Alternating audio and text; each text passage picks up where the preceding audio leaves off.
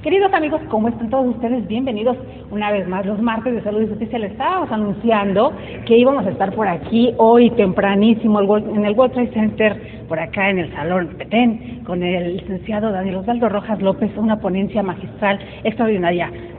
¿Qué esperamos hoy? Pues muchísimas gracias, Delia. Vamos a hablar hoy, el día de hoy, de cómo ha evolucionado la responsabilidad médica en nuestro país y vamos a ver los principales tópicos de la responsabilidad médica, los principales criterios que ha emitido la Corte la nacional en esta materia, y también vamos a tocar temas de Corte Internacional, de criterios que ha emitido la Corte Interamericana de Derechos Humanos en la regulación del acto médico. Vamos a ver cómo se regula actualmente el acto médico, las etapas que contienen. Vamos a hablar de cuestiones de prescripción, de consentimiento informado, de expediente clínico, de todos los temas que tienen que ver con la responsabilidad médica hospitalaria. La Barra Nacional de Abogados, el Colegio Nacional, entonces una responsabilidad también muy grande, hablar ante expertos, hablando de justicia, de jurisconsultos y también médicos vemos por acá. ¿Cómo se siente? ¿Qué le parece esto? Porque lo vemos todos los martes, explicarnos con lujo de detalle todas las situaciones, pero ya hablar ante expertos así, ante iguales, ¿qué representa para usted? Bueno, por supuesto es una gran satisfacción el poder hablar con pares, de compartir temas del foro, de cuestiones jurídicas, de la práctica médica hospitalaria, porque se ha despertado recientemente una inquietud, un interés muy grande por toda la regulación del acto médico, la forma en cómo se juzga, de cómo se sanciona y qué alternativas tienen todos los prestadores de servicios de salud frente al derecho, ¿no? Entonces es algo interesante. Hay muchos ya también personas, médicos que han estudiado también derecho, y entonces hay ya un gran número de médicos, abogados que participan en este tipo de foros, y pues enriquece por supuesto el foro, porque se van creando cada vez más criterios mejor fundados, mejor motivados, y que nos ayudan en términos generales tanto a los abogados como a los médicos. Esta retroalimentación entre pares, pero también esta evolución, porque habíamos hablado en algún momento que el derecho sanitario y el derecho médico, incluso en el mundo jurídico, no es tan tocado. Esa parte que le toca a usted, compartir la experiencia con todos ellos, y pues, ¿qué nos deja ahorita para pasar a la conferencia? Bueno, pues los invito a que vayamos a analizar los principales tópicos de la responsabilidad médica en nuestro país, los principales aspectos que regulan el acto médico, y los invito a que podamos hacer un análisis entre pares, y no nada más entre pares, sino también entre abogados y médicos. Vienen tanto médicos como abogados, y seguramente va a ser muy productivo para todos, y sobre todo tanto para el gremio médico como para el gremio de los abogados. Pues queridos amigos, nos despedimos, ahorita regresamos con ustedes, vamos a pasar la conferencia magistral y al final por aquí vamos a entrevistar nuevamente al doctor para saber y nos dé sus pormenores de lo que sucede desde INADEC TV, el programa Más que Leyes Educando la Conciencia de Lía Linares, Daniel Osvaldo Rojas López. Encantado, muchas gracias. Se llama laudo, que se equipara a una sentencia emitida por un tribunal. Por otro lado, cuando lo que se desea ya no es solamente el tema económico, sino se desea ya tipificar un delito, donde se desea acreditar la comisión de un ilícito, entonces pues se va a la vía penal, y tenemos que lo que se busca ahí es, primero, que se le imponga una pena de prisión al causante de algún daño a la salud. Por otro lado, que lo puedan inhabilitar en el ejercicio profesional, ya sea temporal o definitivamente. Y hoy en día también tenemos ya la responsabilidad penal de las personas morales, donde ya se vuelve un tema, porque en materia de salud también los hospitales, las clínicas, los sanatorios pueden ser susceptibles de tener responsabilidad de persona moral, porque producen también daños. Cuando se produce una lesión, cuando se produce la muerte de un paciente, pues el paciente o los familiares pudiera no nada más quedarse en la responsabilidad de los médicos, del personal de la salud que participó en la atención de esa persona. Ya también hoy en día en nuestro marco jurídico permite la responsabilidad de las personas morales. Ahí tenemos primero cómo se inician carpetas de investigación y después si se judicializa ya un juicio penal. Por otro lado tenemos también las guías administrativas, donde ahí básicamente se refiere a las instituciones del Estado, llámese Seguro Social, ISSSTE, todo lo que tenga que ver con los servicios de las Fuerzas Armadas, Marina y el Ejército, de Pemex y algunas otras en los estados. En estos casos, pues ya ha venido también transformándose la forma en cómo se ejercitan las acciones legales en contra de este tipo de instituciones, y entonces ya ha nacido lo que es la responsabilidad patrimonial del Estado, donde ya se modificó nuestra legislación civil, se quita del artículo 1916 y 1917 del Código Civil, tanto federal como local, la parte de la responsabilidad en contra del Estado, y se abre una nueva legislación, precisamente la Ley Federal de Responsabilidad Patrimonial del Estado, que ya establece nuevas vías, mecanismos, instrumentos para ejercer las acciones en contra de instituciones del Estado. Y cuando también se quiere ejercer alguna acción en contra de un médico que es servidor público porque trabaja en una institución de esta naturaleza, bueno, pues también se busca la inhabilitación del ejercicio público, se busca que lo multen, se busca que lo sancionen, y para eso tenemos la vía administrativa. Y aquí dentro de la vía administrativa, bueno, pues tenemos primero que cualquier paciente o familiar de paciente lo que puede hacer es acudir a una queja interna en contra de la propia institución. Tenemos los órganos internos de control que analizan también y sancionan a los servidores públicos. Tenemos también, por otro lado, las reclamaciones que se hacen ya formalmente en términos de la Ley de Responsabilidad Patrimonial del Estado. Si no nos agrada la indemnización o la respuesta que nos dan las instituciones de salud, podemos ir en recurso de revisión, y si no nos agrada, entonces podemos ir ya en un juicio ante el Tribunal de Justicia Administrativa. Es Tribunal Federal de Justicia Administrativa, donde se va a regir con base en esta Ley Federal de Responsabilidad Patrimonial del Estado. Independientemente, hoy en día no nada más son las únicas instancias en las que puede acudir un paciente o un familiar del paciente. También la Comisión Nacional de Derechos Humanos recibe quejas en materia de violaciones al derecho a la salud. Tenemos también, por ejemplo, que hay asuntos que se pueden llevar a la esfera internacional, a la Corte Interamericana de Derechos Humanos a través de la Comisión Interamericana de Derechos Humanos. Entonces, ya si vemos cuáles son las vías que puede tomar un caso de naturaleza de responsabilidad médica, pues son bastantes. Entonces, es una situación también que se vuelve algo complejo para aquel que quiere ejercitar alguna acción por esta vía.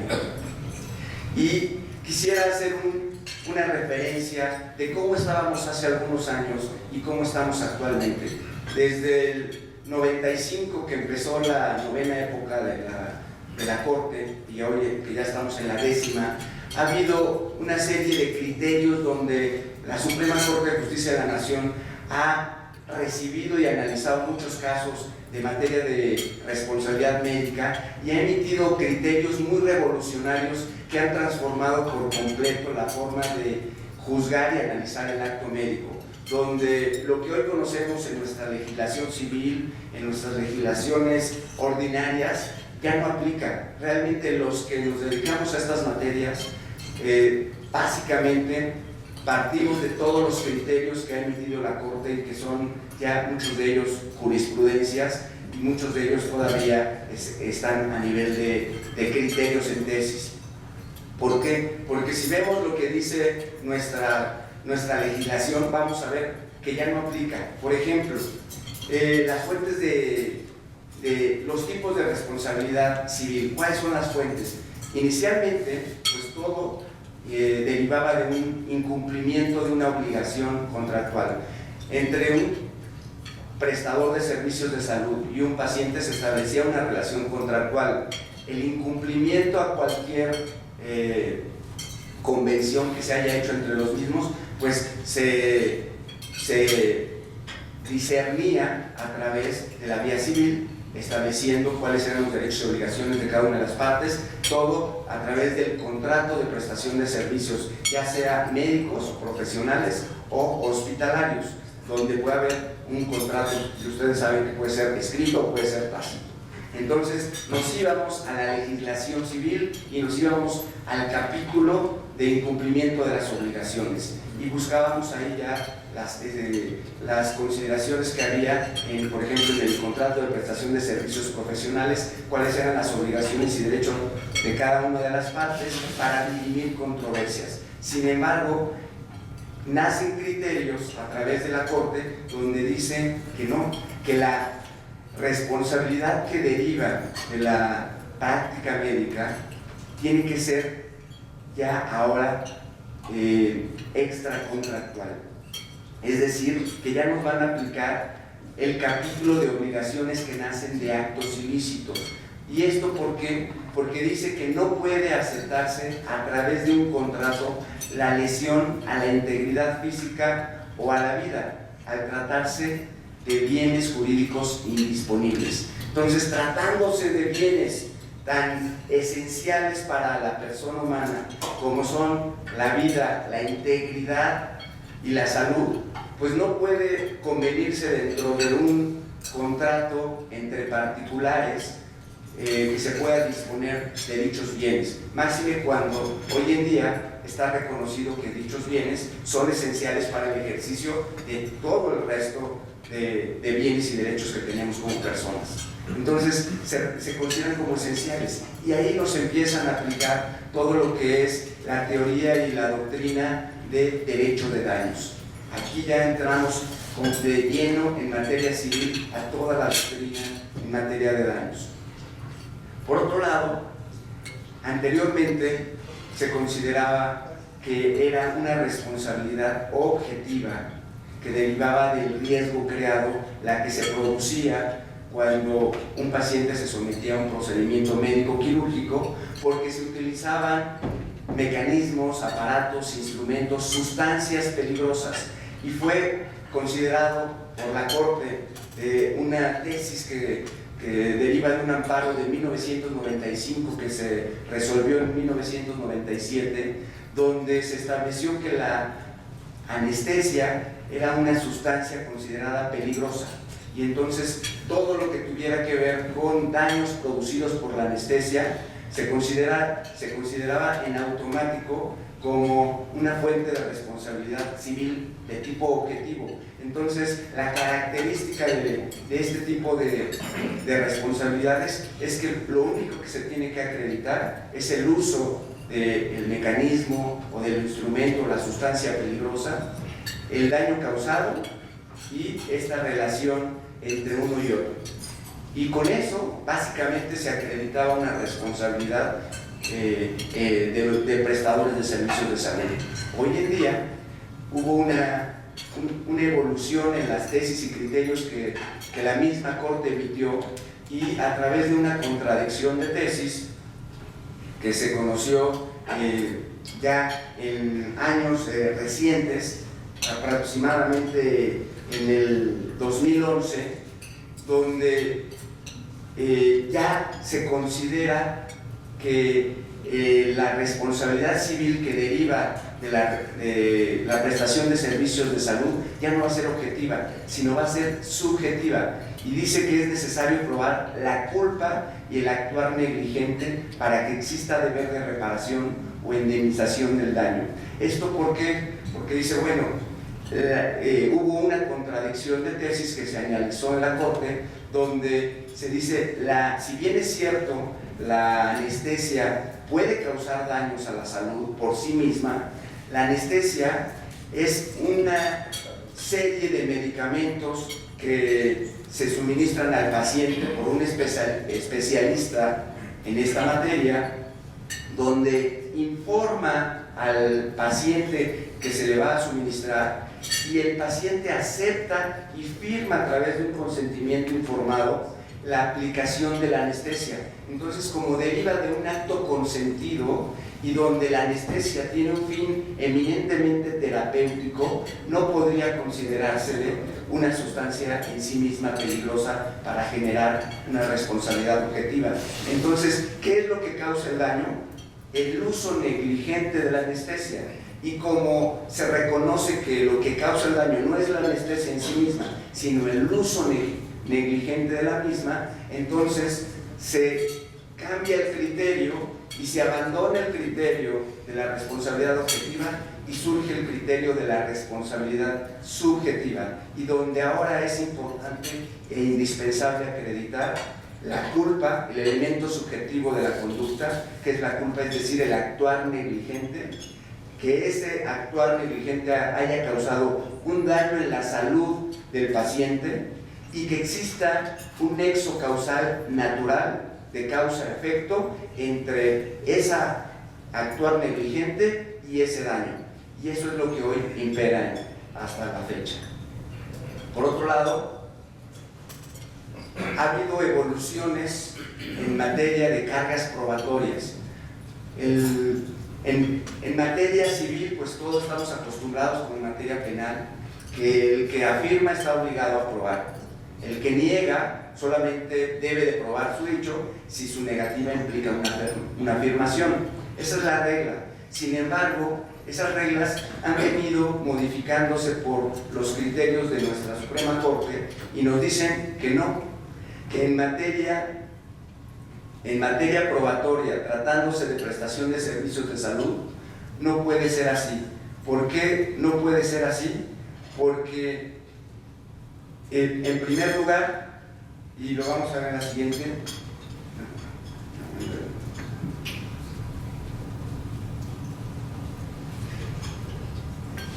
en la medicina se presume la buena práctica médica y se presume que todos los actos que se realicen en favor de un paciente se hacen en su beneficio, nunca en afán de dañar. Es un principio bioético que viene desde Hipócrates, donde lo primero es no dañar y todos los actos que se realicen en favor de los pacientes es en beneficio y en favor de la salud del mismo.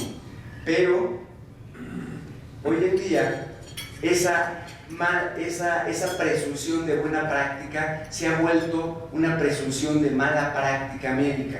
¿Por qué? Porque se ha reconocido que existe una relación asimétrica entre quien presta el servicio de salud y quien recibe el servicio de salud.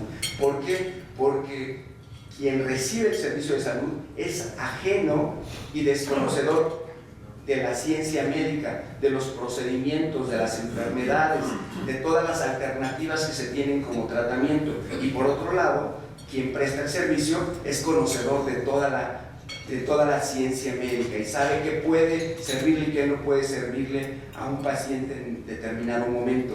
Entonces se establece que con base en ciertos principios, como es la facilidad y proximidad probatoria, se establece que quién tiene la facilidad de probar, quién tiene la documentación para poder probar su buena práctica médica. Pues el médico, porque de acuerdo a las disposiciones legales y sanitarias, quien conserva toda la información clínica y quien la diseña, pues es el propio prestador de servicios de salud.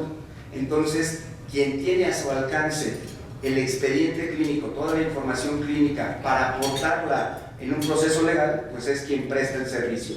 Y por otro lado, la facilidad de conocer todo lo que se refiere a la ciencia médica. Entonces, bajo principios de facilidad y proximidad probatoria, se establece una reversión de la carga de la prueba, donde se dice que si el paciente tuviera que, además de haber sufrido un daño, probar que sufrió ese daño, se estaría revictimizando al paciente.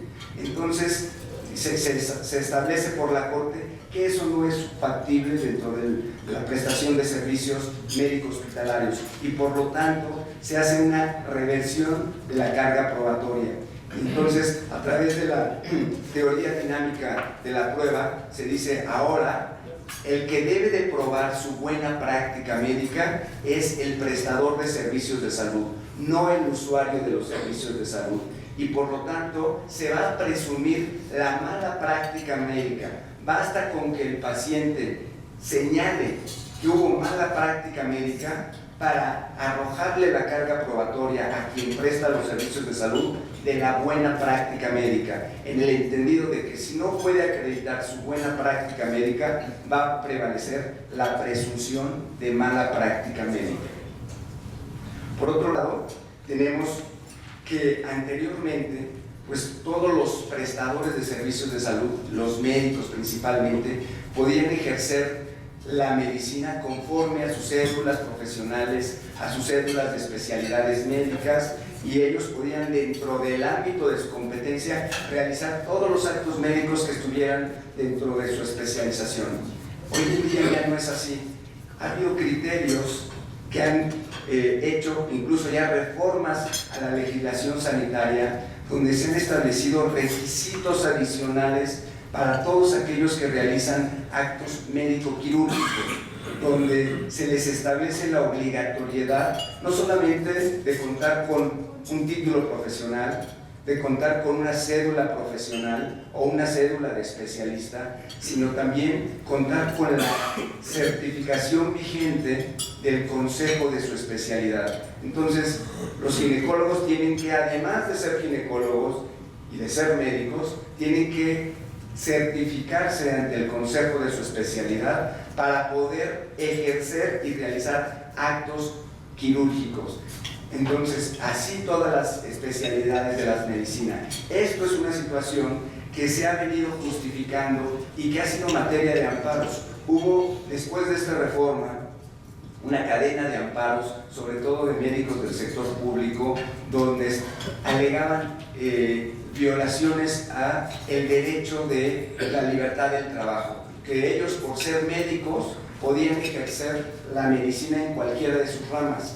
Sin embargo, se estableció por la Corte que en materia de salud, el estándar que debe ser exigible a los prestadores de servicios de salud es distinto a cualquier otro profesionista. ¿Por qué? Porque los médicos y los prestadores de servicios de salud trabajan con los valores jurídicos más importantes de la persona, que es su salud, su integridad personal o su vida. Y como son estos valores los más importantes, el estándar de exigencia profesional no puede ser igual al resto de los profesionistas. Y entonces hoy se exige la certificación obligatoria para que un médico de cualquier rama realice actos quirúrgicos. De tal suerte que hoy en día aquel médico que realice un acto quirúrgico sin contar con todos sus requisitos profesionales y adicionalmente la certificación del consejo de su especialidad, estaría incurriendo en infracciones a disposiciones de orden público e interés social y por lo tanto incurriendo en muchas irregularidades desde el punto de vista legal.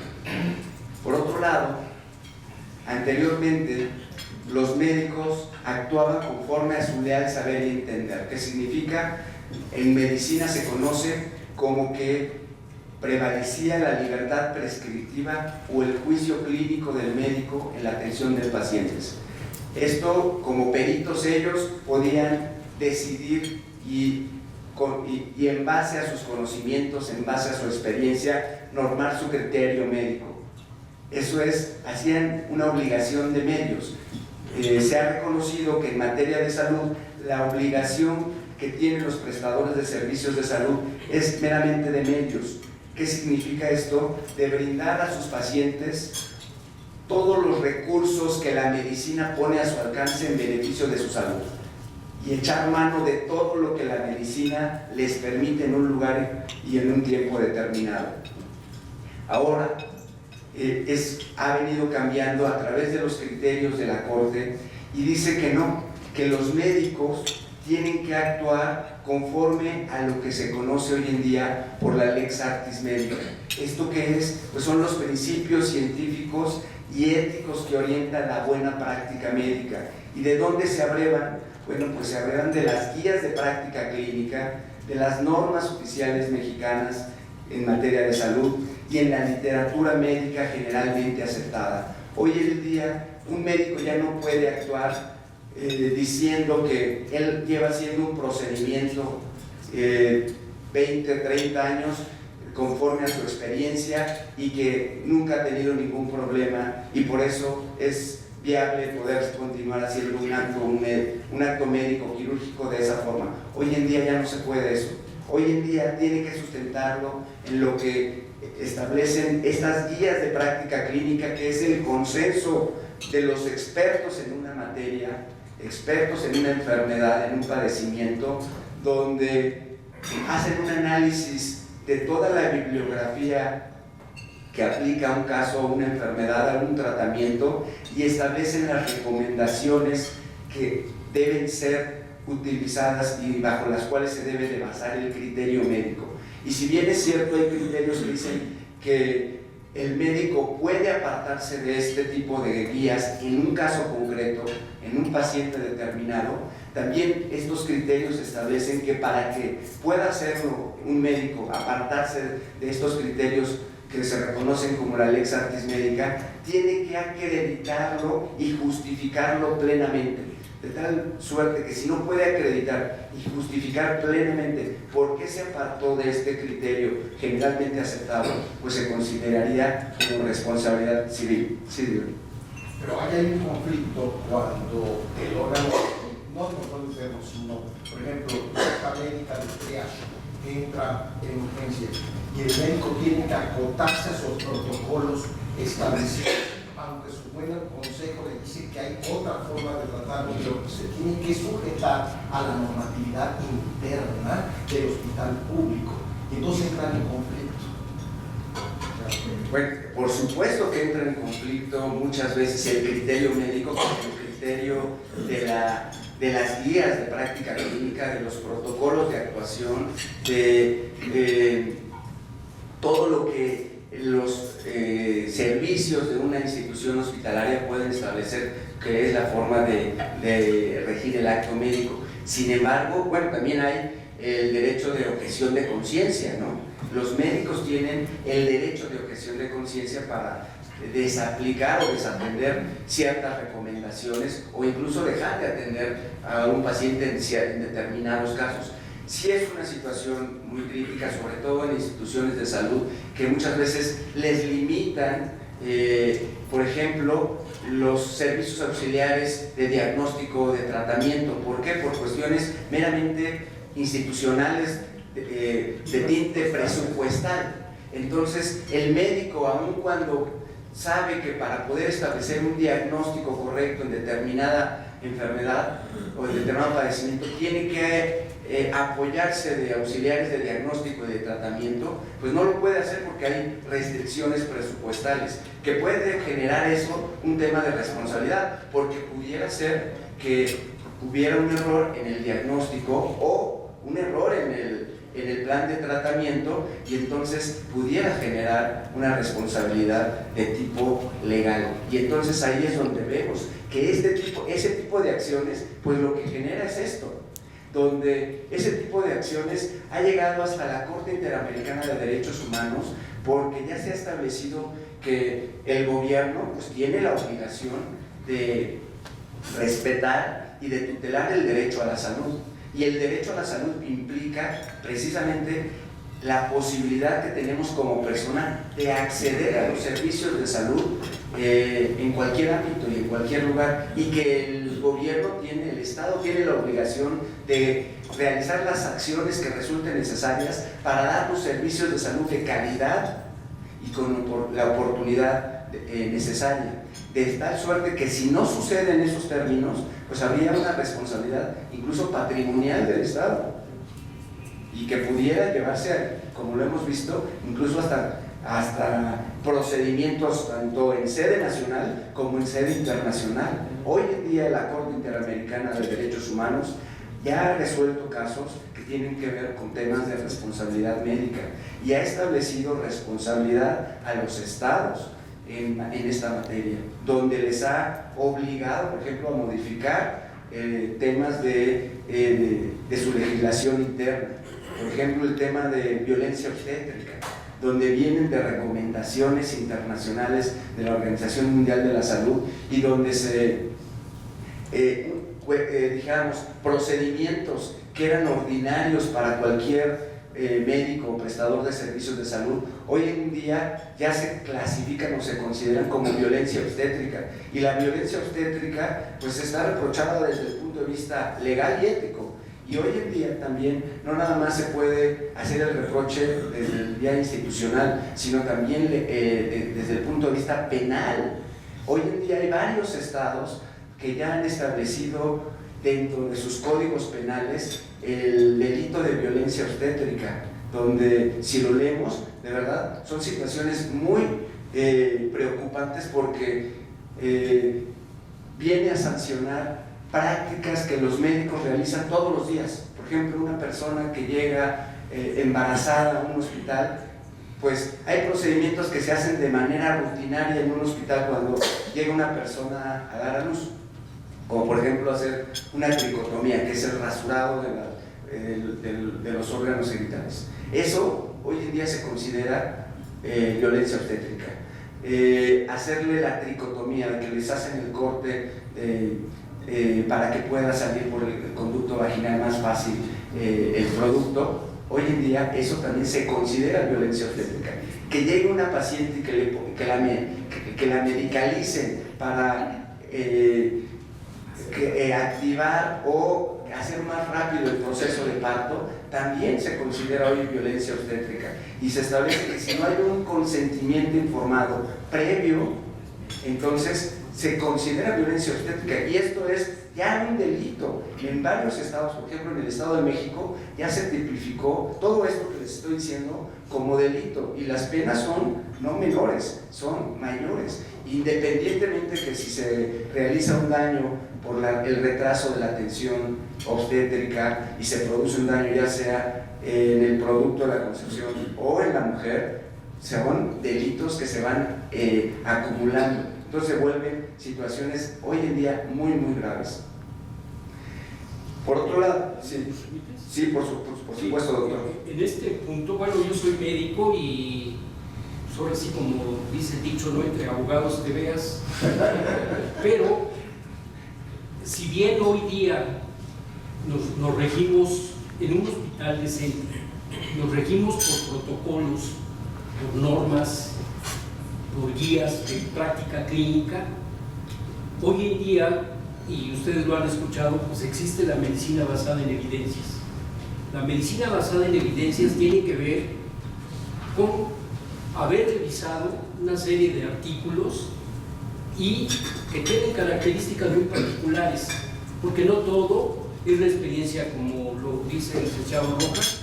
La experiencia personal cuenta, porque sí cuenta, desde luego, pero si no está basada en un conocimiento analizado previamente, por que tenga pues una fuerza de tarea, un task force bien establecido, que tenga un nivel de evidencia 1A, que es el grado más alto, ¿sí?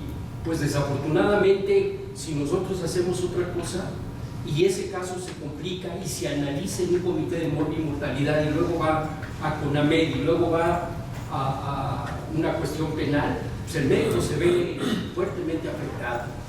Yo quisiera decirles en ese punto que la cuestión clínica, cuando uno está ante un paciente, no tiene, es el momento de la verdad.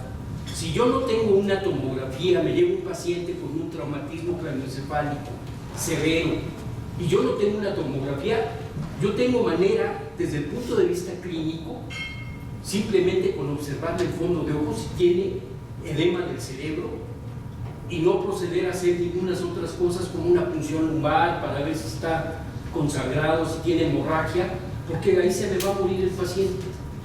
Y eso es lo que se analiza dentro ya de un comité de expertos, en donde vaya un neurocirujano, un neurólogo, a analizar el proceder de un médico general, que son los que atienden los servicios de urgencias.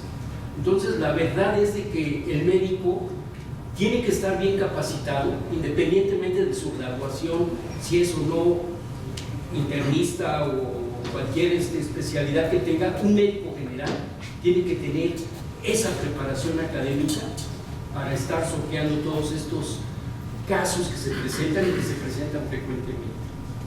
Perdón. Sí, gracias, doctor. Sí, Alex. Sí, gracias, Daniel.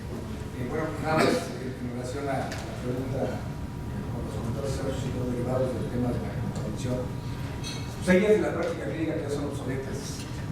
Precisamente en razón de circunstancias y por las certificaciones que tienen los médicos, esa capacitación que van teniendo es precisamente derivada en la medicina basada en evidencias, y todas las revistas indexadas que son aprobadas por los consejos. En razón de circunstancia, cuando yo aplico una guía de la práctica clínica en un acto médico, yo tengo que justificar las razones por las cuales no la estoy aplicando. Si bien en cierto momento la verdad llega al momento de urgencia, también es que previa a esta situación estamos capacitados. Somos los abogados. Llega un asunto a nuestro despacho, si no estamos capacitados, no sabemos qué se reformó la ley, pues de qué manera vamos a emitir un diagnóstico jurídico. Pero cuando se acredita por el médico que esa inaplicación de la guía de la práctica clínica tiene un sustento en otro tipo de lex artis, está justificado eso. Muchas gracias, Alex. Bueno, continuemos. Otro de los puntos muy importantes que ha venido a transformar completamente la práctica médica es el tema de, anteriormente, el que causaba el daño era responsable, como en cualquier otra materia. El que causa un daño es responsable de reparar el mismo. Esa es la regla de la responsabilidad civil. Sin embargo, hoy en día, en materia de salud, estos criterios han evolucionado y se han establecido que, por ejemplo, las instituciones de salud tienen también obligaciones de los actos que se realizan dentro de sus instalaciones. Entonces no queda la responsabilidad solamente en quien prestó el servicio, es decir, del médico, de la enfermera, del químico, del biólogo que realizó quizá un acto negligente que produjo algún daño. Ese daño también puede ser exigible a terceras personas. En estos casos, hoy en día se reconoce la responsabilidad de las instituciones de salud por actos que se realicen dentro de sus instalaciones, con independencia de si el médico o quien realizó el acto es un empleado o es una persona totalmente independiente al hospital. En materia de servicio hospitalario privado, se conoce que el médico es totalmente independiente al hospital, de tal suerte que los médicos pueden tener su consultorio en cualquier institución hospitalaria o fuera de ellas, y pueden operar en cualquier otra institución o en cualquier institución hospitalaria. Esto ya muchas veces deriva pues de las características que tiene el paciente o de los deseos del paciente, o por cuestiones económicas o por cuestiones geográficas, a dónde le conviene más al paciente atenderse. Entonces el médico te puede atender en el hospital A o en el B o en el C, en el del norte, en el del sur, en el del centro, etc. Bueno, pues ese tipo de características se establece por parte de criterios de la Corte, que dice, pues como los hospitales tienen la oportunidad de seleccionar a quién le abren la puerta para que atiendan pacientes dentro de sus instalaciones, y por lo tanto el abrirle la puerta a alguien pues tienes obligaciones también de supervisión y de vigilancia de todo lo que hagan dentro de tus instalaciones. Entonces no puedes decir, sobre pretexto de que el médico es totalmente independiente a ti, que si se produce un daño por este médico dentro de tus instalaciones, pues tú no eres responsable. Y entonces surge la figura de la representación aparente, que dice que cuando el paciente no tiene forma de distinguir si el médico forma parte o no de la estructura del hospital, porque trae una bata que tiene el logo del hospital, porque sus recetas las da con papelería que tienen el logo del hospital, sus tarjetas contienen los datos y el logo del hospital, pues frente a cualquier persona, cualquier paciente, pues ese médico forma parte de la estructura del hospital. Luego entonces, como hay una figura de representación aparente donde el médico hace una representación aparente de la institución y con base en esta figura que es de hecho, ya no tanto formal sino material, entonces establece la Corte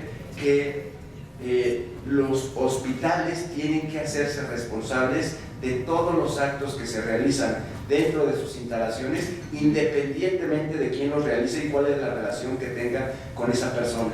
Y también ha habido criterios de la Corte que establecen, por ejemplo, responsabilidad de los directivos de las instituciones de salud o de los responsables sanitarios, que por disposición de ley tienen obligaciones de supervisión y vigilancia de todos los actos que se realicen dentro de las instituciones de salud.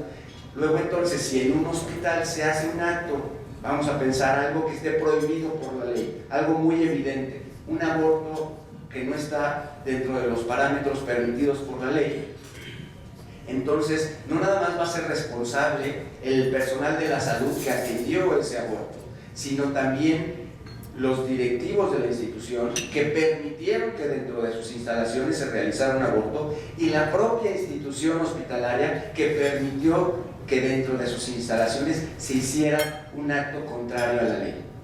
Entonces, la responsabilidad en materia de servicios de salud trasciende a las personas que realizan el acto médico o que producen un daño y va también, por eso es que va tanto a los directivos como a las instituciones. Y hoy vemos que en materia penal tenemos la responsabilidad patrimonial de las personas morales. Bueno, pues también pudiéramos aplicar, no nada más desde el punto de vista civil, una responsabilidad, también desde el punto de vista penal.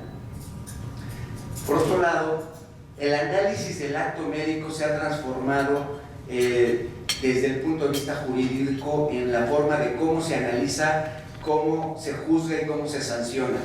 Anteriormente, cuando se presentaba un caso médico legal dentro de una institución hospitalaria o dentro de la prestación de servicios de salud, pues se iba al análisis directo del acto que produjo el daño, y pudiera haber sido que haya sido el diagnóstico o que haya sido una lesión que se haya producido durante el acto quirúrgico o algún problema dentro de la rehabilitación o la recuperación. A lo mejor se presentó una complicación que no se diagnosticó y se trató oportunamente y eso generó nuevos daños. Bueno, pues hoy en día el criterio que la Corte ha asumido en materia del análisis del acto médico es totalmente distinto y nos dice que el acto médico es un acto complejo que no se puede dividir en cada una de sus etapas y que primero está conformado de 3 etapas, que es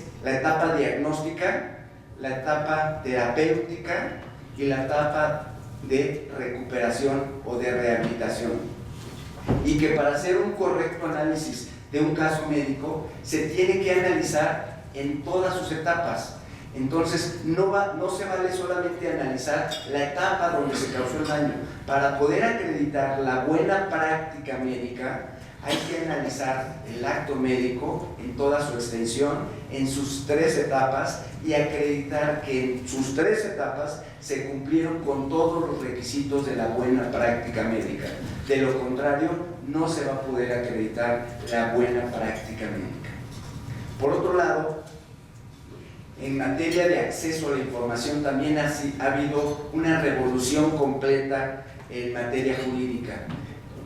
Si vemos incluso hoy en día nuestra legislación sanitaria, pues establece que el paciente solamente tiene derecho, en caso de requerirlo, a toda la información verbal que tenga que ver con su diagnóstico, con su tratamiento, con su pronóstico, pero en caso de que lo solicite, a lo mucho que puede llegar es a que se le entregue un resumen clínico de la atención que se le brindó. Un resumen clínico es un documento normado por una norma oficial mexicana que regula el expediente clínico, que dice que es un resumen precisamente del diagnóstico, del tratamiento, de la evolución, de los servicios de laboratorio y gabinete que se le hayan proporcionado a un paciente durante una atención médica. Eso es lo que se reconoce por un resumen clínico. Sin embargo, ha habido una evolución muy importante en materia de acceso a la información, donde han surgido nuevas disposiciones legales que han venido a establecer criterios distintos. Y por ejemplo, hoy tenemos ya las leyes en materia de protección de datos personales, ya sea tanto en posesión de particulares como en posesión de sujetos obligados, que se conocen a todos los entes del Estado, donde se permite que cualquier persona pueda acceder a sus datos personales, y se le ha clasificado a toda la información clínica o la que deriva de la prestación de servicios de salud como datos personales y además de carácter sensible, donde todo prestador de servicios de salud que vaya a solicitarnos o vaya a prestarnos un servicio tiene la obligación de darnos a conocer su aviso de privacidad y tiene la obligación de darle un manejo a esa información con base en ese aviso de privacidad y en toda la regulación en materia de protección de datos personales.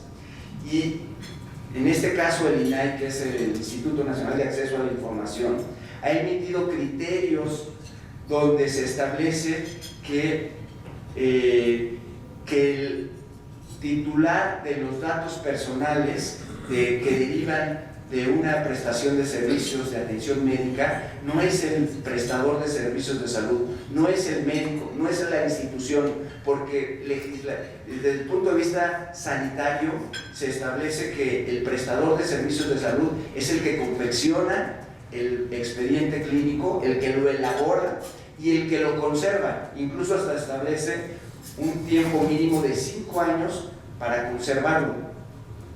Pero la legislación hoy ha cambiado y en este tipo de estas disposiciones se ha referido que los pacientes son los titulares de la información clínica y como titulares tienen derecho a acceder a esta información y basta seguir el procedimiento que establecen estas legislaciones para acceder a copia íntegra de su expediente clínico.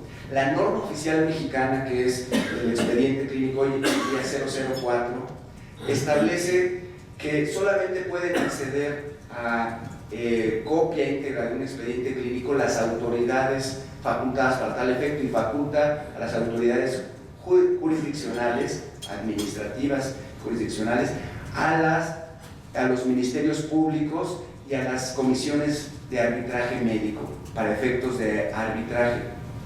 Sin embargo, la Corte ha emitido también criterios en materia de acceso a la información clínica y ha establecido que como la regulación sanitaria no contempla la forma en que un paciente pueda acceder a su información clínica y como la norma oficial mexicana solamente prevé el acceso a un resumen clínico, entonces ha interpretado la Corte aplicando criterios pro homine, donde te establece que cuando la norma oficial mexicana dice que un paciente puede acceder a un resumen clínico de la atención que se le brindó, se debe de entender que puede acceder a copia íntegra de su expediente clínico. Y entonces esto viene a transformar completamente la prestación de servicios de salud en materia de responsabilidades médicas, porque si anteriormente el monopolio de la información estaba en el prestador de servicios de salud y de ahí podía controlar qué información daba o no daba a un paciente para que él pudiera ejercer o no ejercer un acto de carácter legal en contra de él mismo, pues entonces ahora, pues con esta facilidad que le dan los nuevos criterios de la Corte y de estos organismos de acceso a la información, pues ya también establece la posibilidad de que los pacientes puedan, previo a un juicio, acceder a copia íntegra de su expediente clínico, lo puedan analizar, lo puedan contrastar con opiniones de otros médicos y puedan establecer una estrategia de defensa, que es algo que se ha venido haciendo muy comúnmente. Y entonces ya se reconoce el derecho humano como el acceso a la información clínica. Ya es un derecho que tenemos todos como pacientes de poder acceder a nuestra información clínica.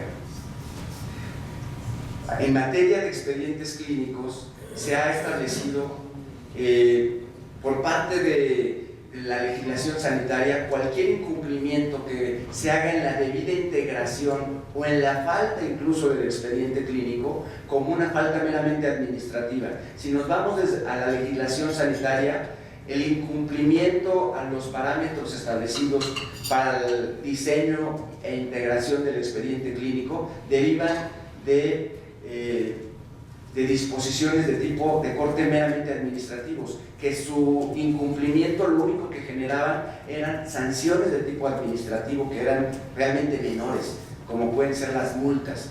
Sin embargo, esto ha venido transformándose también en criterios que ha emitido la Corte y donde ha establecido que la falta o la indebida integración del expediente clínico per se presume mala práctica médica. Entonces, en todos los casos que el expediente clínico o esté mal integrado o definitivamente no aparezca, porque muchas veces sucede que no aparece, entonces se presume de manera automática la mala práctica médica y le correspondería entonces al prestador de servicios de salud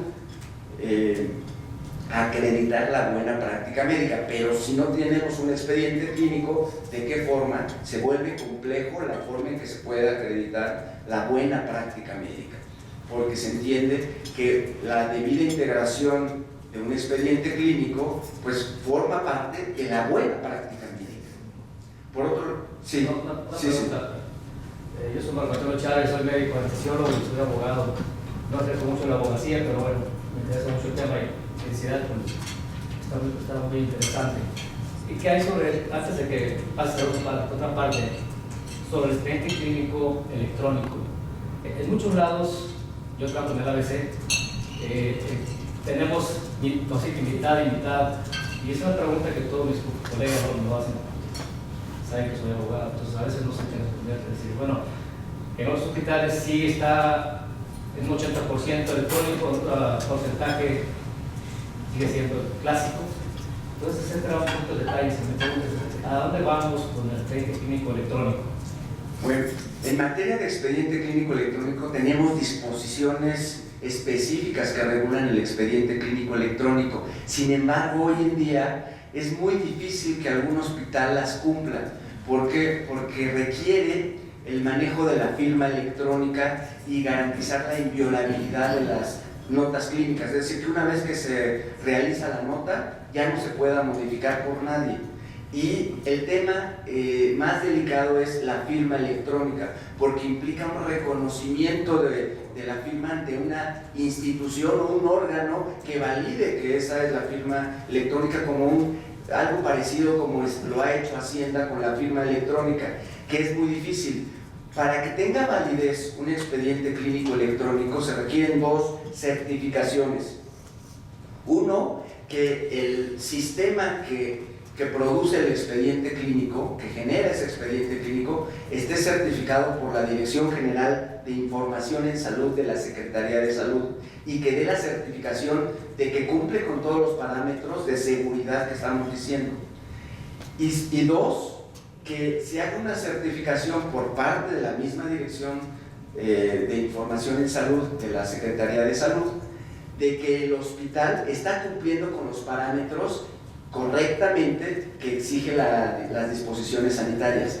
Hoy en día, por ejemplo, en el ABC, en muchos hospitales que se está implementando un expediente clínico electrónico, pues ellos creen muchas veces que pues cumplen, pero en la realidad cuando se nos requiere una autoridad judicial o la Comisión Nacional de Arbitraje Médico, tienen que imprimirlo, tienen que andar recabando las firmas de todos los médicos. ¿Por qué? Porque si no cumplen, si no tienen estas dos certificaciones que les comento, el expediente clínico no tiene valor legal pleno.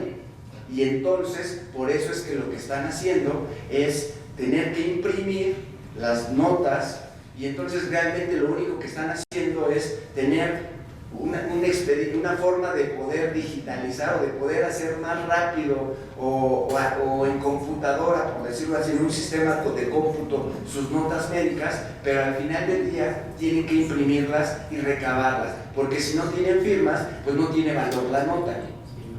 Y se vuelve todo un tema, porque cuando ya tienes expediente clínico y tú te asumes que tienes expediente clínico como este hospital, entonces pues todas las imágenes de gabinete, de rayos X, de tomografías, de resonancias magnéticas, de todo lo que se hace desde el punto de vista imagenológico, pues tienen que formar parte del expediente clínico. Entonces, si dice que le hicieron una tomografía y no está la placa, pues te pudieran decir que está incompleto ese expediente clínico.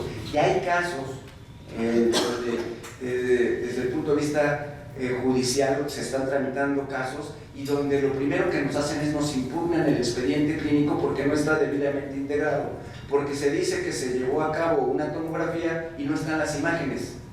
Y la norma oficial mexicana del expediente clínico es muy clara en señalar que todos los registros gráficos, imagenológicos, escritos que se producen de la prestación de servicio de la atención médica forman parte del expediente clínico o deben formar parte del expediente clínico. Entonces se vuelve un tema el que se utilice este tipo de expedientes o se asuma como un expediente electrónico, porque lo primero que te van a hacer es impugnar si no cumple con todas las disposiciones sanitarias al día de hoy aplicables. Y eso le está pasando a estos hospitales que están en un periodo hoy en día de transición, donde no dejan de utilizar la parte del expediente tradicional. Se ha reconocido por la autoridad, digamos, el expediente normal, el que todavía es escrito, como el expediente tradicional, y el otro el expediente electrónico. Entonces, las instituciones que utilizan, ahorita que están en el periodo de transición, donde quieren migrar de un expediente tradicional a un expediente electrónico, pues están en una etapa de vulneración absoluta. ¿Por qué? Porque si no pueden acreditar que cumplen uno u otro, y a veces no pueden cumplir ni siquiera que cumplen ni con uno ni con otro, entonces, pues de entrada les pueden echar abajo su prueba principal, que es el expediente clínico. Y entonces, desde mi punto de vista, quedan en un estado de vulnerabilidad legal absoluta. Sí, por favor. Aparte, otro de los puntos, yo me dedico a defender pacientes. Entonces, hemos tenido los casos en donde nos exhiben expedientes clínicos electrónicos y evidentemente no aparecen las firmas del paciente. Eso evidentemente los deja a ustedes en un estado de indefensión completamente. Aunado que no se tiene toda la estructura. En una ocasión recuerdo que hicieron un expediente clínico constante de 60 notas, todas firmadas por un médico de tinta azul, la fecha de impresión el día 7 de junio. Entonces, se acreditaba que fue, o se presumía que el expediente se había elaborado en ese momento, es decir, que no tenía un antecedente. Por lo tanto, presumía ya de la mala fe por parte del facultativo. Entonces, con independencia de eso, la estructura que debe tener, porque un paciente, vamos a los pacientes que yo defiendo, por ejemplo, pues es imposible que puedan tener acceso a una firma electrónica dada su cultura. Porque o nos certifica la Secretaría de Economía, o nos certifica la Secretaría de Hacienda, o quién va a dar validez a esa firma electrónica. Y el punto es, va más allá incluso, por el consentimiento informado. O sea, el consentimiento se divide en 4 etapas para que tenga una presunción legal de buena fe. Entonces, no tengo que concebir que me dicen, después alternativas de solución, con posterioridad selecciono y la última exteriorismo, o primera voluntad. Entonces, si en ese momento me piden mi firma electrónica, la estampo Y en ese momento me dice, no, pues ¿entendiste lo que te dije? Sí, tu firma electrónica la tomé, claro. Realmente habrá ese proceso de selección. Como consecuencia, pues volvemos al punto inicial. Se crea un estado de indefensión, porque será muy difícil. Ustedes acreditan que en 5 minutos se le explicó al paciente todos los riesgos, volvió al tema que comentaba El grado de comprensión. Claro, ¿entendiste? Pues si nosotros que tenemos cierto grado de cultura no entendemos en muchas ocasiones desde el punto de vista médico, es una persona que tiene la secundaria o la primaria terminada, mucho menos. Entonces, sí, creo que les afectaría demasiado. Por ejemplo, en el ISSSTE, en su misma disposición, existe el expediente electrónico y jamás lo tienen. O pasan, emiten una cuarta parte del expediente electrónico y la otra cuando se atienden diferentes niveles de atención al paciente, nunca se han completo los expedientes clínicos. Y se supone que debe tener electrónicamente. Eso es un punto en contra de ellos, en responsabilidad patrimonial del Estado, porque entonces ya no hay secuencia entre el acto médico, el diagnóstico, la terapia y la rehabilitación, siempre va a estar incompleto ese expediente. Entonces, como dice Daniel, yo creo que ese periodo de transición es muy, muy importante para todos los que prestan servicios médicos y evidentemente para el paciente le da muchos elementos para este. Sí, perdón, y nada más hay que dejar claro también, nunca va a poder existir un expediente clínico electrónico 100%. ¿Por qué? Hay documentos como son los consentimientos informados, que son esenciales. Hoy en día es un documento medular en la prestación de servicios de atención médica hospitalaria, que tiene que estar firmado no nada más por los prestadores de servicios de salud, sino principalmente por el paciente y o su familiar. ¿Y de dónde vamos a sacar una firma electrónica del paciente o del familiar? Y además de testigos, y testigos idóneos. ¿Quién es un testigo idóneo? Pues bueno, cuando menos uno que haya aportado el paciente, uno que haya aportado la institución.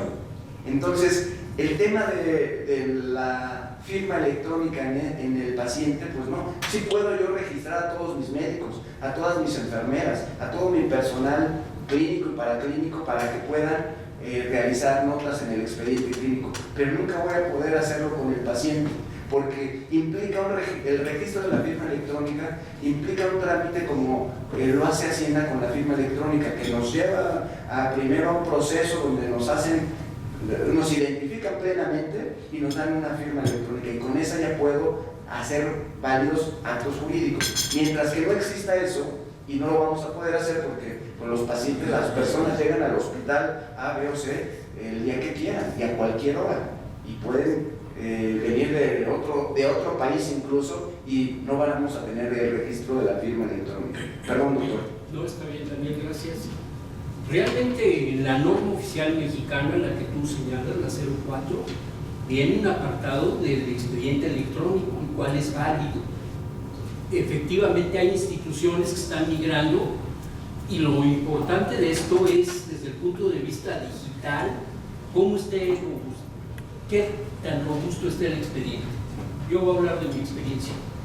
Nosotros en Pemex tenemos 15 años con el expediente electrónico, y por supuesto ha ido mejorando, en donde podemos accesar a todos los estudios de laboratorio, a todos los estudios de gabinete dentro del expediente. Todas las hojas legales, como es la admisión, los consentimientos informados y todo lo que se derive desde el punto de vista legal, no podemos tener firmas para ellos. Esos los tienen que firmar ellos, y eso le da legalidad a un expediente. Pero tener esos expedientes que yo veía en donde había 3, 4 tomos, eso ya está en la historia. El día de hoy, si no vamos a migrar al expediente pues electrónico, pues yo creo que la medicina tiene que ir evolucionando en ese sentido. Digo, he tenido la oportunidad de estar revisando ahora casos de letra del médico, como letra de médico.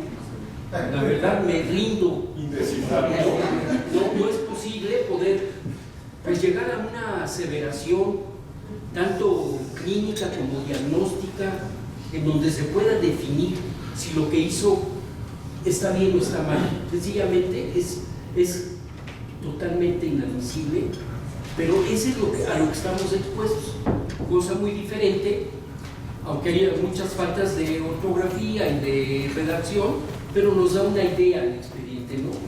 Yo creo que yo no satanizo el expediente electrónico, al contrario, soy un precursor, y si en algún momento dado yo podría invitar a un agente para que ustedes conocieran el expediente clínico de Pemex, cómo está, y que lo diseñaran. Ustedes lo presumíamos antes de la 4T, lo presumíamos ampliamente porque eso nos ha permitido que lo que está sucediendo en tiempo real en Anchital lo estemos viendo nosotros acá. Si le están haciendo una tomografía en Villahermosa y tienen alguna duda diagnóstica, nos comunican y lo podemos ver la imagen nosotros. Eso es lo que le da fuerza y cohesión a un expediente clínico que no lo omite la norma oficial, ahí viene muy claro. Ahora, el password, pues el password, como lo comenta el licenciado Rojas, pues es el que otorga la institución al médico, a la enfermera no es. La enfermera no tiene el expediente electrónico, ellos siguen haciendo sus notas a mano con diferentes colores por turno y a veces son más legibles y más acertadas que lo que ponemos nosotros. Sí, mejor razonadas. De tal manera que todo lo legal seguirá siendo así, ¿no? Entonces, digo, entiendo el punto de vista, pero creo que hay de las dos posturas. ¿Les parece? Ya casi termino y abrimos el debate, porque va a estar muy interesante. Precisamente en materia de consentimiento informado, el criterio ha sido lo mismo que el del expediente clínico. Cuando había una ausencia, una deficiencia del consentimiento informado, pues simplemente era una falta administrativa, no pasaba a más. Hoy en día se ha establecido que este documento es tan esencial porque refleja precisamente el proceso de información que se le dio al paciente para que él pudiera válidamente aceptar y dar su consentimiento de someterse a un procedimiento médico o quirúrgico.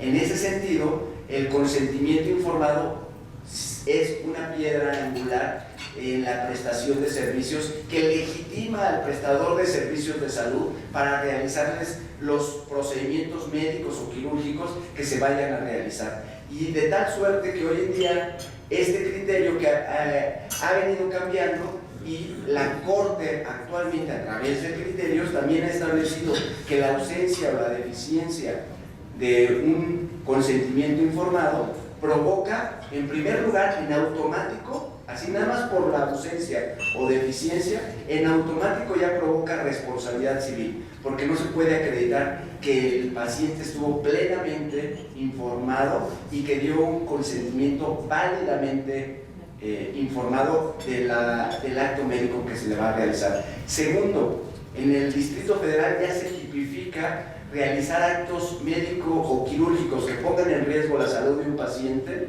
si no existe un previo consentimiento bajo información. Y la pena que se establece no es menor, es de 6 a 12 años de prisión. Y por otro lado, también se ha establecido en criterios de casos icónicos donde se establece que a falta del consentimiento informado, el prestador de servicios de salud asume ya no solamente una obligación de medios, sino asume una obligación de resultados. ¿Por qué? Porque si no le informó que podía suceder tal situación, tal complicación, tal riesgo durante el tratamiento o posterior a él, entonces significa que no existe ese riesgo y por lo tanto asume resultados. Entonces, la consecuencia jurídica que le ha dado la Corte a la ausencia o deficiencia del consentimiento informado es de que los médicos o las instituciones de salud asuman obligaciones de resultados. Es decir, ya hoy en día la presunción de inocencia, por supuesto que no aplica en esta materia. Por otro lado, el tema de la prescripción. Anteriormente, los reclamos de mala práctica médica prescribían, conforme lo que dice nuestra legislación civil, en 2 años. Todo el 1934 establece que todas las acciones que deriven de reparación de daños, en términos de ese capítulo, pues prescriben en 2 años a partir de que sucedieron los hechos dañosos. Ha venido revolucionándose en el sentido de que no es a partir de que se haya producido el daño, sino a partir de que se haya conocido que existe ese daño, porque en materia de salud, pues un daño a la salud pudiera reflejarse días, meses o años después. Ha habido casos donde se entera a un paciente que le dejaron, por ejemplo, un material quirúrgico en cavidad, y puede suceder que resulte conocido después de días, meses o años. Entonces, eso es por supuesto que sería una mala práctica médica, y entonces se establece que ya no es a partir de que sucedió el daño, sino a partir de que se conoció que se causó ese daño. Y se han declarado inconstitucionales los artículos que establecen en materia de responsabilidad médica la prescripción de 2 años.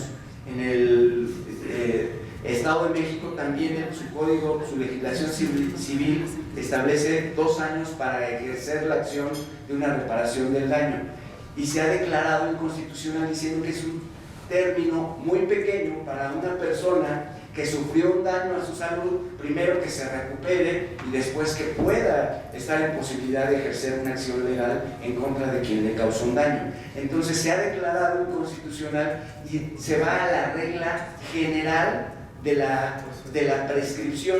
En la Ciudad de México la regla, y a nivel federal, son 10 años.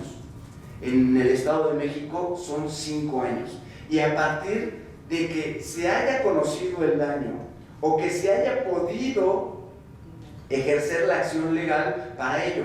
Por ejemplo, si un menor de edad tuvo problemas al nacimiento por hipoxia que le causó un daño neurológico, bueno, pues primero puede ser un daño continuado. ¿En qué momento cesa el daño? ¿En qué momento se diagnostica? Hay casos de que cuando el niño entra a la escuela y tiene problemas de déficit de atención, entonces se le hace el diagnóstico de daños y que derivan de la hipoxia que tuvo al nacer, y entonces se ejercen acciones legales. Y entonces han prosperado estas acciones legales después de 6, 7, 8 años de que ya tiene de vida el menor. Y ha habido ahora casos con estos criterios que establecen, bueno, pues entonces si el daño ya se pudo ejercer por la víctima de ese daño y esa víctima fue un menor de edad, ¿a partir de cuándo puede ejercer él ya de manera directa acciones legales? A partir de que es mayor de edad. Entonces ya empezamos a tener casos que ya no son de hace 1 año o 2 años, sino que ya empezamos a tener demandas donde pueden derivar de hechos que sucedieron hace 5 o hace 10 años. Una situación muy crítica en esta situación, donde deja muy vulnerables a los prestadores de servicios de salud.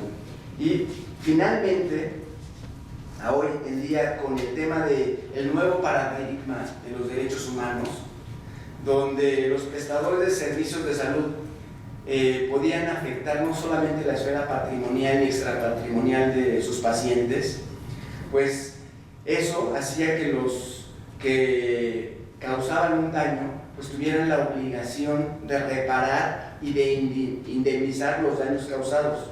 Sin embargo, hoy en día, bajo este nuevo paradigma, pues se violan no solamente disposiciones de derecho civil o de derecho sanitario, sino se violan ya garantías o derechos humanos de corte constitucional que están también en documentos de corte internacional, como todos aquellos documentos que son las convenciones y los tratados internacionales en los que México ha sido parte y han sido ratificados por el Senado, donde ya hay muchos instrumentos que establecen derechos en favor de los pacientes, en favor del derecho a la salud, donde también se empiezan a aplicar a criterios de derecho doméstico y nos empiezan a aplicar ya toda la doctrina en materia de derechos humanos para analizar un caso médico hospitalario. Entonces se vuelve también un tema muy importante porque tratándose de integridad personal, de vida, de libre autodeterminación, de salud y de acceso a la información, pues entonces ya nos van a empezar y ya nos empiezan a hacer reclamos o se empiezan a hacer juicios ya de un corte totalmente donde la esencia son derechos humanos y donde se ha establecido que los pacientes tienen un derecho fundamental a una reparación integral o justa indemnización y donde han surgido temas muy importantes donde no solamente se reclaman daños y perjuicios o se reclama una indemnización ya sea por una incapacidad temporal o permanente o una indemnización por daño moral, sino ya empiezan a hacer unos reclamos por daños punitivos, por pérdida del chance o pérdida de la oportunidad, por otro tipo de figuras que no están en nuestro derecho doméstico, pero que ya se empiezan a establecer y son,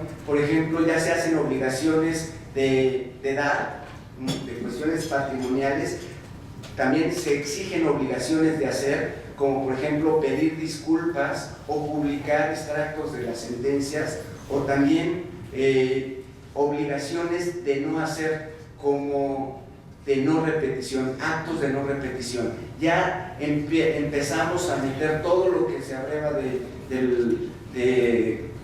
del análisis de violaciones de derechos humanos dentro de los juicios de responsabilidad médica, y esto hace pues que todos los prestadores de servicios de salud queden muy vulnerables, porque sabemos que el corte internacional y toda la doctrina en materia de derechos humanos es muy favorable a la persona, es muy favorable a la víctima, y cuando existe la necesidad de interpretación de alguna disposición jurídica, pues se tiene que aplicar lo que establece nuestro artículo primero constitucional, y hoy a partir de la reforma en materia de derechos humanos a nuestra constitución que data de junio del 2011, pues entonces tiene que aplicarse en caso de interpretación de una disposición, ya sea de cualquier naturaleza, se tiene que aplicar el principio pro persona, el pro homine, que es en caso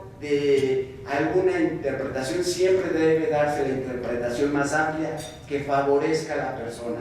Luego entonces se vuelve un tema donde los prestadores de servicios de salud son muy vulnerables. Por eso es muy importante que conozcan toda esta situación, donde los abogados que nos dedicamos a defender a los prestadores de servicios de salud, pues tenemos que darles toda la información de cuál es el estatus jurídico, porque hoy en día cada vez está creciendo el número de abogados que o se está cambiando de haber defendido a hoy en día defender pacientes. Cada vez hay más instituciones o abogados o grupos de abogados que defienden pacientes. ¿Por qué? Porque los criterios son muy favorables. Entonces sí se hace necesario conocer, sobre todo por parte de los prestadores de servicios de salud, todos estos criterios para que normen su criterio médico y sepan los riesgos que implica su práctica médica. Pues sería mi aportación y estoy abierto. Muchísimas gracias a todos Gilberto Enrique Martínez Galvietti. Doctor, escuché que también es perito. Soy médico traumatólogo y ortopedista desde hace 40 años y tengo más de 10 años de ser perito oficial del Tribunal Superior de Justicia, cargo honroso para mí. Soy perito también del Tribunal Federal de Justicia Administrativa y del Poder Judicial de la Federación. Me desempeño en un grupo de hospitales privados, en donde tengo mi consultorio, y he tenido la oportunidad de convivir con el licenciado Daniel Rojas, a quien es una persona que en este momento aprovecho para felicitarlo por esta excelsa plática que vino a presentar, como lo dije en frente de todo el público asistente. Y ya en vísperas del Día del Abogado, mucho más. Para el día 12, si no me equivoco, Sí, ¿no? el viernes, Sí, de antemano, estamos celebrando. felicidades para todos los abogados, muchos de mi barristas. familia, a los barristas, a mis amigos, a mis familiares, sí, por supuesto.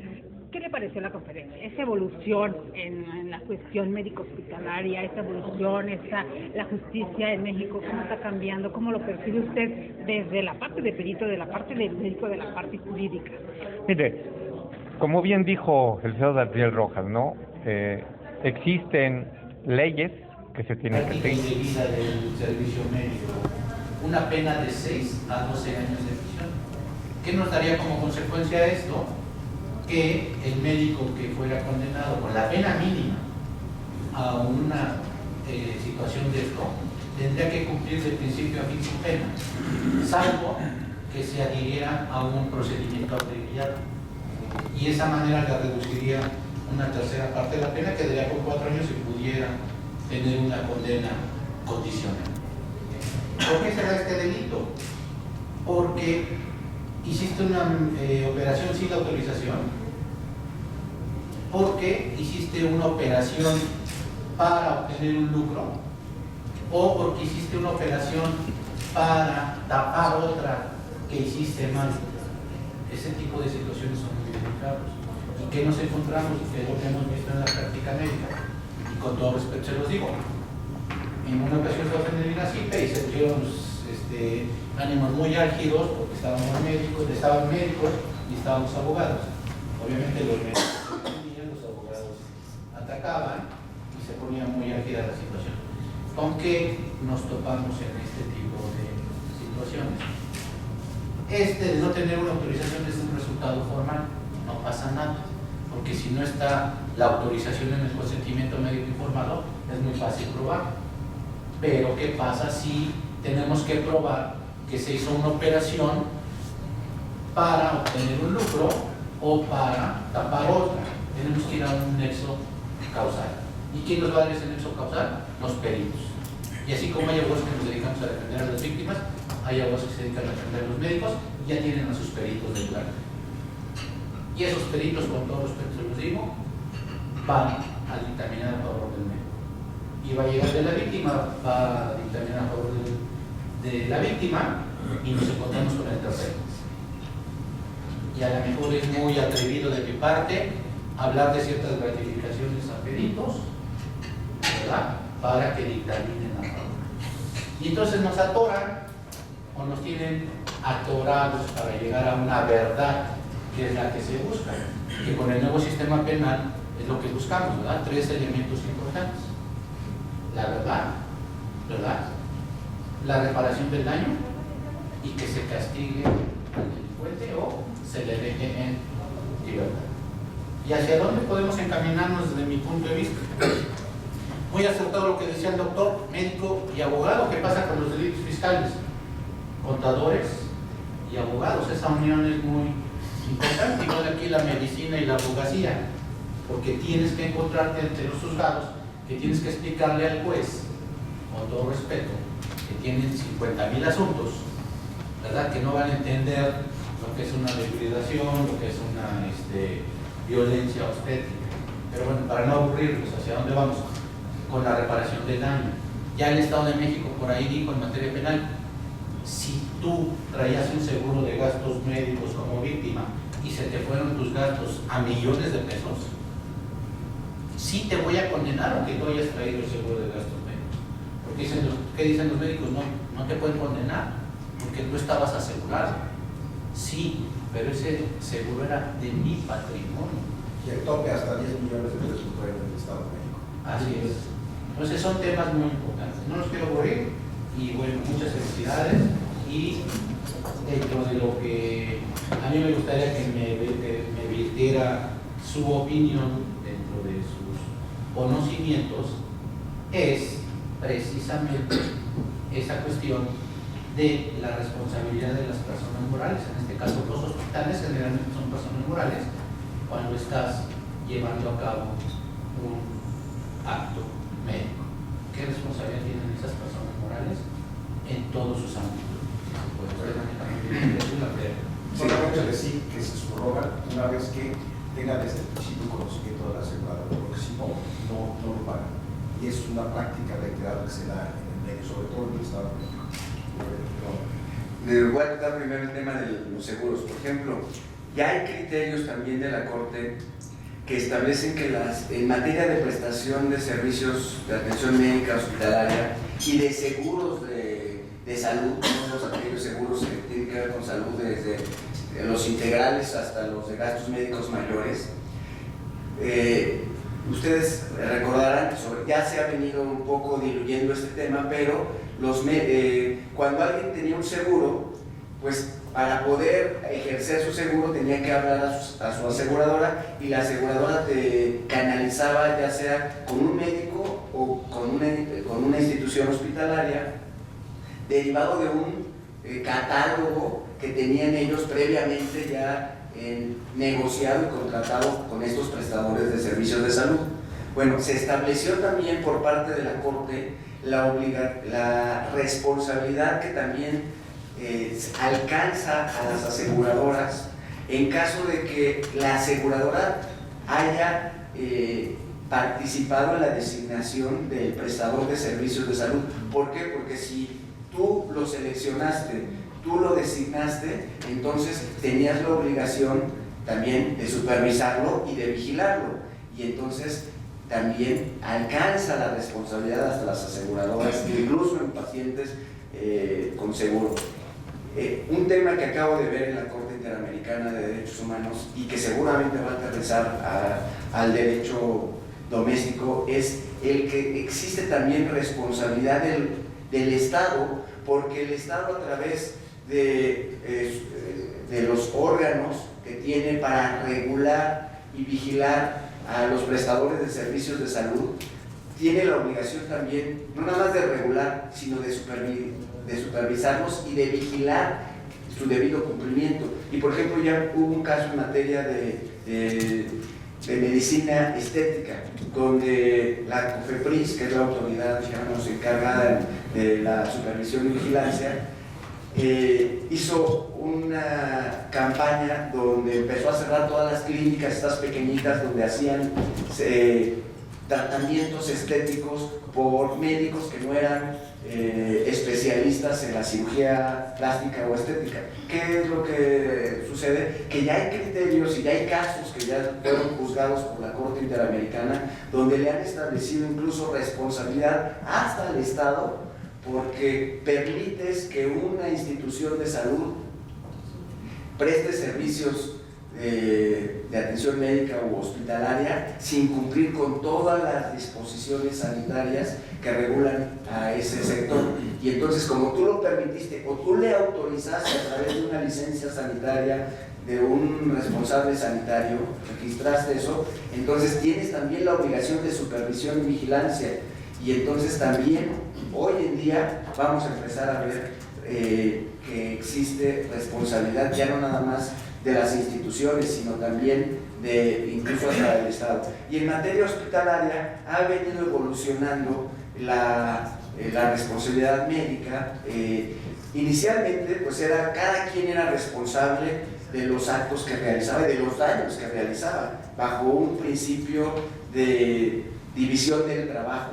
Se aplicaban las reglas de la división del trabajo, y si el hospital participó en el daño, pues entonces sí, hay artículo expreso que establece que todos los que hayan participado en la generación de un daño pues están obligados a repararlo. Pero se da mucho que los hospitales privados son médicos totalmente independientes, que nada más llegan a la institución, como pueden llevar a su paciente a esa institución, pueden llevarla a cualquier otra. Entonces, en caso de estos pacientes, ¿cuál es la forma en cómo se regula la responsabilidad médica? Bueno, si no existe una claridad por parte de la institución en donde le haga el conocimiento al paciente que es un médico independiente, donde yo diría, deje constancia por escrito de que el paciente conoce que el hospital no tiene ninguna relación de subordinación de trabajo con ese médico, entonces va a absorber esa responsabilidad por representación aparente. porque el paciente no puede distinguir entre si el médico es o no parte de la estructura de la organización del hospital. Entonces pudiera efectivamente alcanzarle una representación que hoy se establece, una representación aparente. ¿Qué es lo que se hace por parte de los hospitales? Bueno, pues sí, se le informa al paciente que el médico no es parte de la plantilla del hospital. Se le informa que si el paciente trae al médico, pues se le hace firmar que el paciente designa al médico y no sin intervención del hospital. Y también donde el contrato de prestación de servicios hospitalarios establece que el hospital no se va a hacer responsable de los daños que se puedan producir por cualquier persona que no tenga una relación directa con el hospital, en específico con los prestadores, con los médicos independientes. Entonces, es la forma de cómo se va regulando la prestación de servicios hospitalarios, pero la carga de la prueba queda en la institución para poder deslindarse de esa responsabilidad, de tal suerte que si no puede acreditarlo de manera legal, pues se presumirá esta representación aparente y pudiera ser condenado por representación aparente. Hoy en día ya existen cuatro ejecutorias en el mismo sentido en materia de representación aparente. Si sale la quinta, pudiera ser jurisprudencia y volver ya la figura de la representación aparente, ya no un criterio, sino ya una jurisprudencia de carácter obligatorio. Hoy en día todavía podemos jugar con esa parte porque no ha hecho jurisprudencia. Sí. Perdón, en esta cuestión de la representación aparente, hay un excluyente de responsabilidad, un excluyente de responsabilidad de los hospitales cuando estos, frente al actuar médico, o sea, del médico doctor en lo particular, el hospital realiza un actuar diligente y un buen actuar cuando se cumple con los protocolos, con las normas y exactamente. Entonces, la excluyente responsabilidad ahí del hospital, pero de una responsabilidad aparente, ¿existe o a pesar que el hospital compruebe esta cuestión diligente, sigue siendo un responsable solidario de los actos en particular? Exacto, le agradezco la pregunta, muy buena.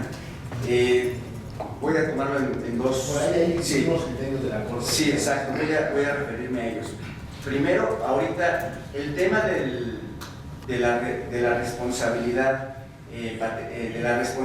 penal de las personas morales hace necesario que todas las instituciones de salud establezcan precisamente estos criterios de compliance, que la única salida que te da el nuevo código de procedimientos penales para poder deslindar de la responsabilidad patrimonial, en este caso la responsabilidad de personas morales, es poder tener acreditado que tú hiciste todo lo que estuvo a tu alcance en materia de regulación, de cumplimiento de la regulación y la normativa que te es aplicable para poder deslindarte de esta responsabilidad penal. Pero desde el punto de vista civil,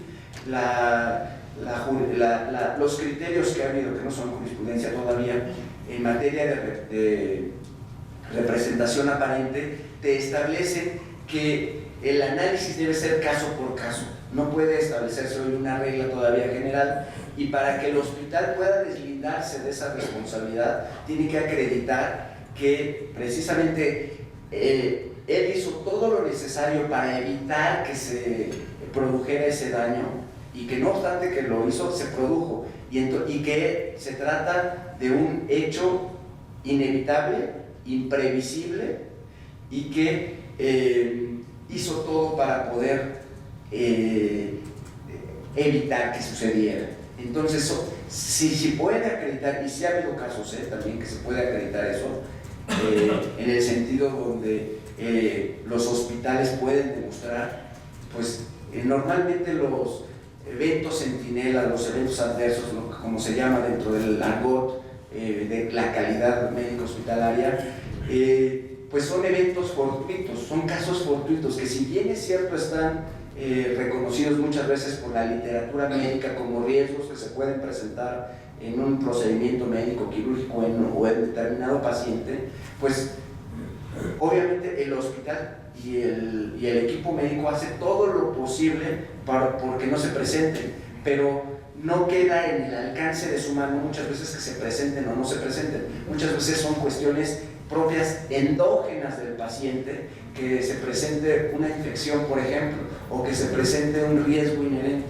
Entonces, en esos casos, habrá que acreditar que no puede imputársele alguna responsabilidad al hospital porque no estuvo dentro de sus posibilidades el poder evitarlo o prevenirlo. Y si se acredita, normalmente se obtienen resoluciones a favor. Hasta el día de hoy se ha podido hacer. Sí, doctor. Perdón, el comentario es de fondo. Quiero decirles que hace 40, 50 años yo residía ya como abogado en el norte del país y los comentarios eran: si te tienes que atender médicamente, vete al otro lado porque ahí sí te responden, que aquí en México no. Bueno, pues cuando menos tenemos un avance jurídico aquí en México comparado con esa situación de que antes en México no pasaba nada, pero no te vayas a Texas porque ahí sí te protegen, ¿verdad? Bueno, el tema de la demanda médica ha sido un fenómeno que se ha visto en nuestro país y que se ha venido copiando en Estados Unidos. En Estados Unidos, por supuesto, el tema de la demanda médica es una industria y hay estados donde ya no hay especialistas de determinadas especialidades por lo caro que les cuesta ejercer la medicina y el riesgo que tienen de una demanda médica. Entonces, sí es un tema, pero en México pues ya estamos evolucionando también y copiando ese tipo de situaciones. Doctor Galdeati. Gracias. Buen día a todos. Daniel, sensacional tu plática. No había tenido la oportunidad de escuchar en estos ámbitos. Empiezo.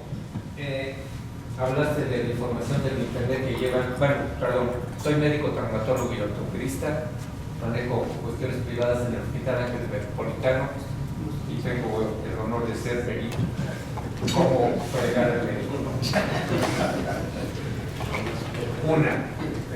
El internet es una pésima información en el cual llega el solicitador de los servicios médicos de atención médica con un bolche así de papeles. Yo quiero que me atienda conforme a esto, quiero que me haga esto, porque aquí dice que sin dolor le quitaron una hernia a un paciente y usted dice que yo tengo 2 hernias, yo quiero que me haga esto. Y hay muchos casos que ustedes mejor que yo lo saben, o lo sabemos al igual. Entonces el internet es una pésima información.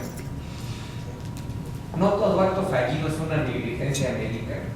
No todo acto fallido, médico o quirúrgico, es una negligencia. Hay una serie de comorbilidades alrededor del paciente que tenemos que tomar en consideración, tanto el médico como ustedes, los especialistas en medicina legal. Y que es muy importante.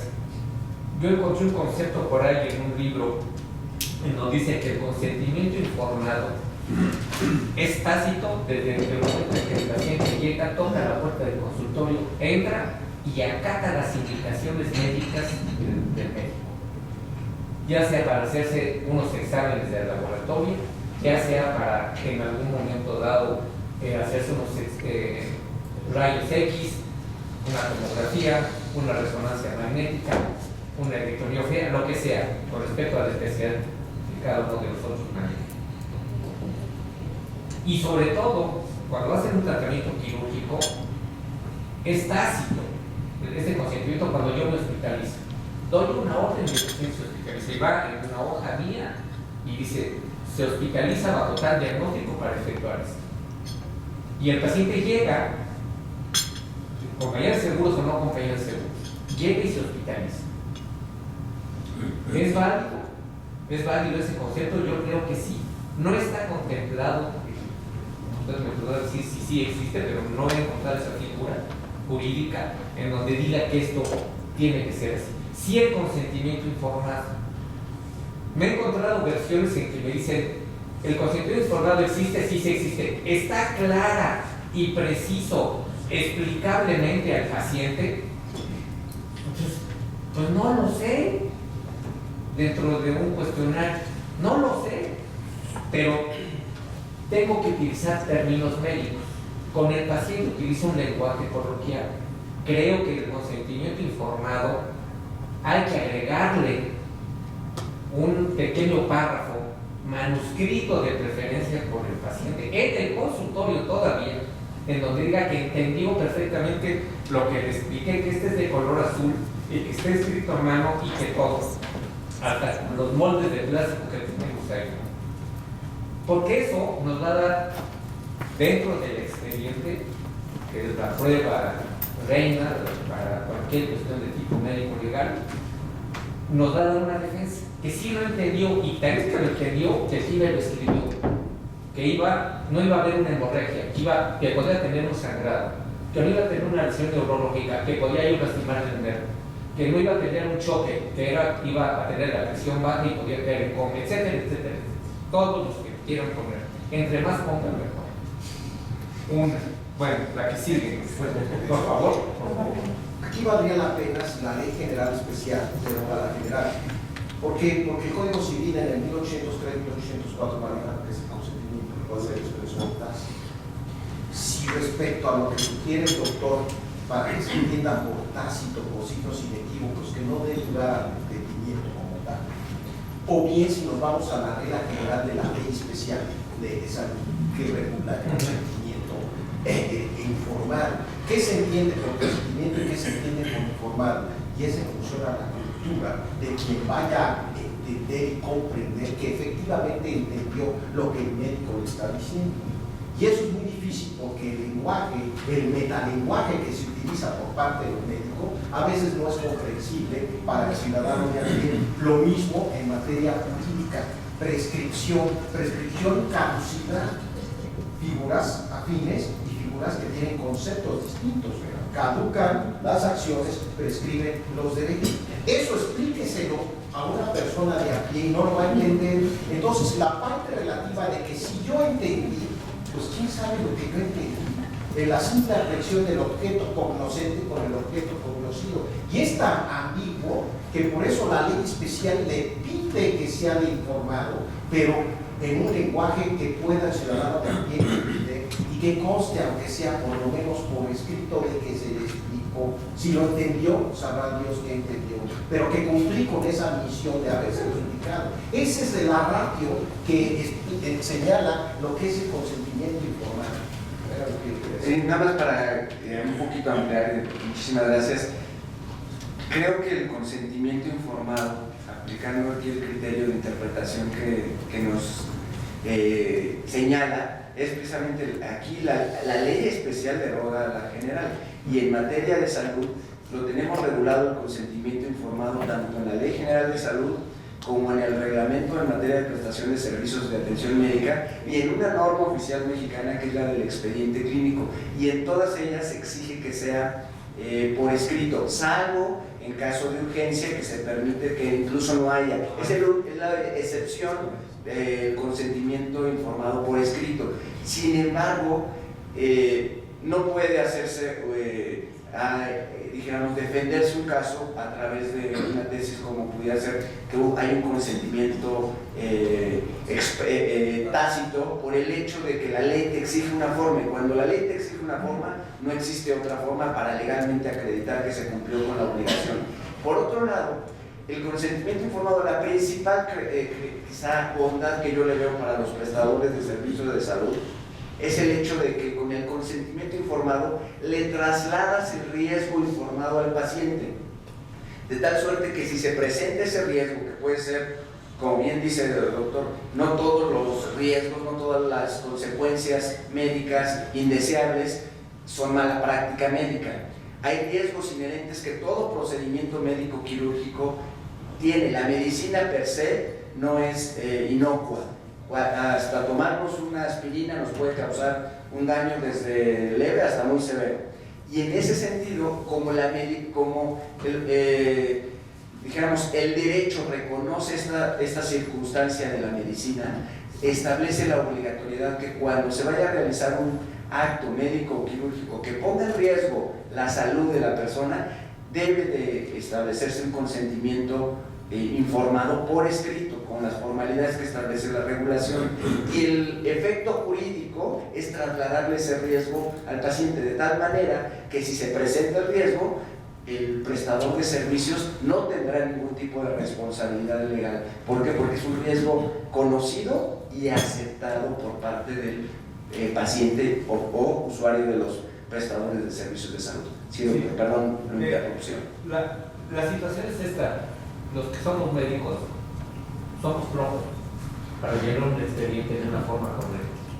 La norma oficial del expediente clínico, la 004 SSA 3 del 2012, así nos lo dice, ¿no?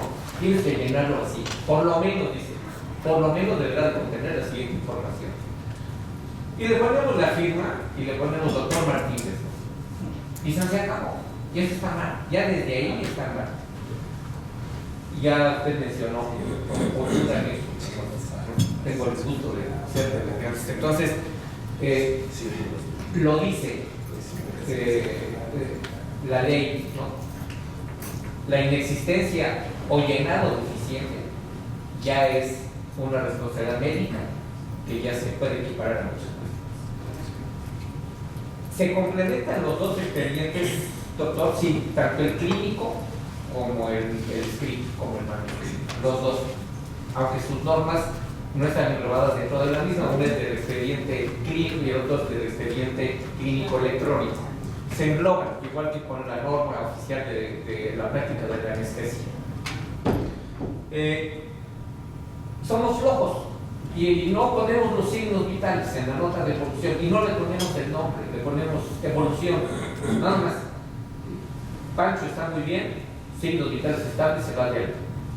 Y ya. Para evitar la problemática legal que se nos puede presentar, no hay, para mí, el documento más importante que existe es el consentimiento informado. La plática con el paciente. CONADET sacó una comunicación hace algunos años diciendo que el 85 al 90% de sus reclamaciones o sus quejas, más bien, ante ella, eran por falta de información entre él y el paciente, entre el médico y el paciente. Hay tres ramas de la medicina en la cual, a diferencia de todas las demás que practicamos, sí nos exige resultados, y son cirugía plástica y reconstructiva, odontología y patología. Ahí sí tienen que ofrecer resultados, no nada más médicos. Ahí necesariamente son resultados. Son las únicas tres prácticas de la medicina o ramas de la medicina que sí requieren. Y por último, estamos haciendo, conforme a lo que nos acaban de mencionar, los sustos que nos meten, porque yo no sé, pero yo he visto amigos míos, maestros míos, que han sido demandados por la vía civil, afortunadamente, les ha costado dinero, pero han acabado con su vida profesional, hasta con su vida familiar. ¿Por qué? Porque está uno angustiado, y entonces a lo que llega uno ya al final, como es mi caso, empieza uno a hacer una medicina defensiva, tratando de tener las mayores cuestiones de todos los ámbitos, tener amigos, abogados, mi esposa, solo por eso sí, es barrista y bueno, muchos amigos, pero yo empiezo uno a actuar defensivamente y empiezo, oiga, es que fixe, y lo veo y dice, no, este paciente es problemático. Ya van 4 consultas, 4 médicos especialistas que a veces esté de columna, yo ya no lo voy a operar, porque le voy a decir lo mismo. Y si lo hago, va a decir que por qué no se operó con el primero, que a mí me faltó decirle esto. Y empieza uno a contratar seguros, a contratar pólizas, etcétera, para tratar de defenderse. Empieza uno a, ¿perdón? Y encarece la medicina. Y encarece la medicina. ¿Por qué? Porque los hospitales, yo se lo pregunté a un grupo de abogados, le dije, oiga, en esta demanda se me hace muy claro, no van en contra del médico. Y me dijo, no, van en contra del hospital y de la compañía de seguro. Porque son los que tienen dinero. ¿Qué van a hacer los hospitales? Los hospitales van a adquirir cada vez un seguro mayor. ¿Y qué va a hacer eso? Que aumente los costos de atención para el paciente, para el usuario. A nosotros nos van a aumentar la renta, por supuesto.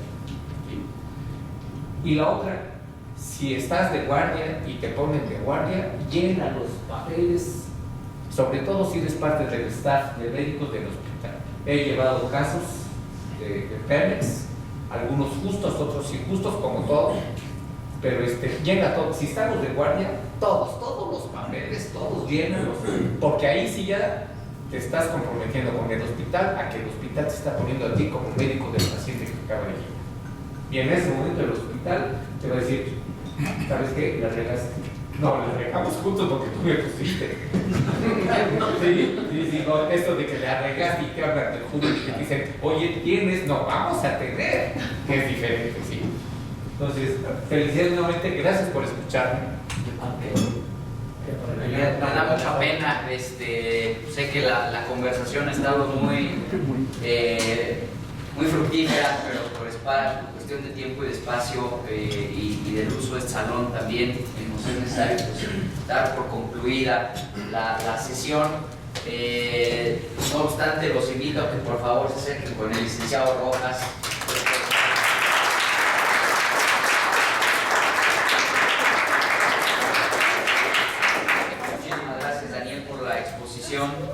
¿Verdad?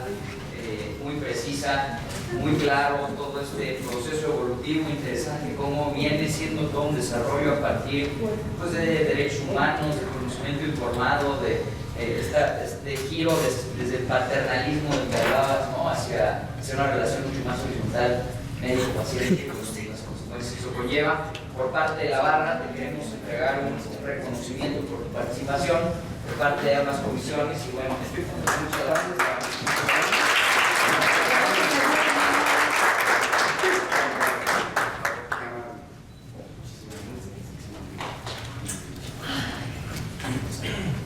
¿Una foto? Perdón.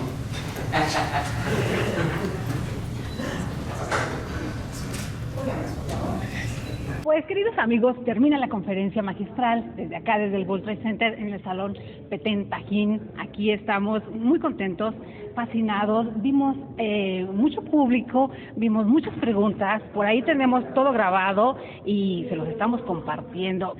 ¿Con qué se queda, licenciado, en esta experiencia diferente? Lo vimos en un plano diferente, lo tenemos todos los martes en el estudio, sin embargo ya verlo entre iguales y compartiendo y con las preguntas muy difíciles, pareciera en un momento dado, parecía que estaba litigando, ¿no? ¿No lo sintió así? Bueno, pues me dio mucho gusto realmente que el foro pudiera escuchar todo lo que, tenemos que ver con la responsabilidad médico-hospitalaria. Me gustó mucho que vinieran muchos médicos, abogados, que vinieran médicos clínicos que se dedican a la práctica médica en las principales instituciones del país.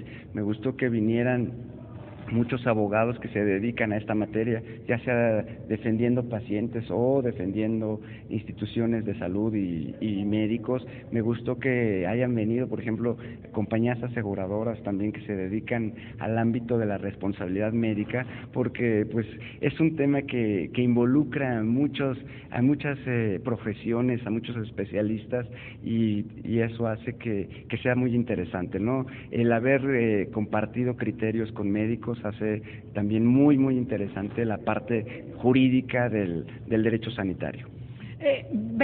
Observaba detenidamente, veía las caras, algunos de sorpresa, incluso en temas que parecieran, aún estando dentro del mundo jurídico, parecía que no los habían percibido de esa manera. También vemos por ahí uno de los peritos, que ya nos hizo favor de darnos una entrevista, que ya la verdad muy interesante, echándole bastantes porras, pero esta situación donde nos compete a todo el país, nos decía alguno de ellos, el mundo jurídico es diferente, el de los médicos también, y muchas veces el lenguaje que utilizamos ni siquiera entre nosotros lo entendemos. ¿Cómo traspolas ese mensaje a los ciudadanos de a pie en una conferencia o para poder llevarlo y entenderlo tan difícil que es de entender esta evolución en el mundo médico hospitalario? Bueno, pues realmente eso fue uno de los principales retos, el poder explicar temas jurídicos a personas que no son abogados y temas jurídicos médicos a abogados que no son especialistas quizá completamente en la materia. Es quizá la parte también fue muy interesante esto, que hubiera peritos dentro de la plática que se dedican todos los días a emitir los dictámenes que son los que resuelven el día a día de los casos de la malpraxis médica. Pues es muy bueno, ¿no? Porque se tuvo un panorama de, creo, de 360 grados, donde participaron hubo participantes de todos los sectores que están involucrados en la prestación de servicios médicos hospitalarios, en el análisis del acto médico y de su regulación. ¿Y con qué nos quedamos? ¿Con qué se queda? De repente yo vi explicado casi con palitos y bolitas, y el hecho de tenerlo cada martes en el programa ya también nos empapa, y creo que entendimos un poquito más de la situación que estaba planteando, pero explicárselos así con palitos y bolitas y entenderlo y ver la satisfacción que cada uno de ellos representaba por las preguntas y sus colofones que estuvieron emitiendo al final. ¿Con qué se quedó usted de esta ponencia? Bueno, primero con una gran satisfacción de haber compartido con pares estos temas tan importantes, de que hubiera habido una gran cantidad de médicos también, y de médicos y abogados que vinieron.